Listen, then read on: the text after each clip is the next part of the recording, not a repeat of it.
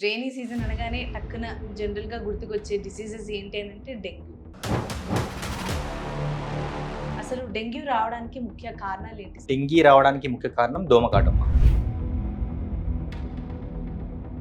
అంటే అన్ని దోమల్లాగా ఇది కాదా సార్? లేదు. డెంగీ దోమ స్పెసిఫిక్ వెరైటీ ఉంటుంది. ఏడిస్ ఈజిప్టి అనే ఒక దోమ వెరైటీ. దాని కాళ్ళ వల్ల చూస్తే చారలుగా ఉంటుంది. నలుపు, తెలుపు చారలతో డిఫరెంట్‌గా లుక్ ఉంటుంది. సో, డెంగీ దోమను చూసి కూడా గుర్తించవచ్చు మనం. మరి ఎందుకు సార్ ఈ రెయినీ సీజన్‌లోనే అసలు అలాంటి దోమలు ఎందుకు పుట్టుకొస్తాయి అసలు? సహజంగానే దోమలు వాటర్ ఎక్కువగా నిల్వ ఉన్న ప్రదేశాల్లో ఎక్కువ పుడతాయి. మరి ఇప్పుడు ఈ డెంగ్యూ దోమ ఏదైతే ఉందో అంటే దాని కాటుకు గురైన తర్వాత అంటే దాని లక్షణాలు ఎలా ఉంటాయి? ఇప్పుడు డెంగీ జ్వరానికి ఇతర జ్వరాలకి కొంచెం వేరియేషన్ ఉంటుంది సిమ్టమ్స్‌లో. డెంగ్యూ అనేది ఒక బ్యాక్టీరియానా సార్ లేకపోతే వైరస్ అసలు ఇది? డెంగీ అనేది వైరస్ అమ్మా. ఇది ఒక ఫ్లేవివిరిడే అనే ఒక ఫ్యామిలీ ఆఫ్ వైరసెస్.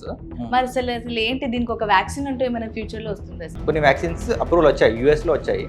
ఇండియాలో ఇప్పటివరకు అవైలబుల్ కాలేదు. మేబీ నెక్స్ట్ ఇయర్ ఇండియాలో కొత్త వ్యాక్సిన్ రాబోతుందని న్యూస్.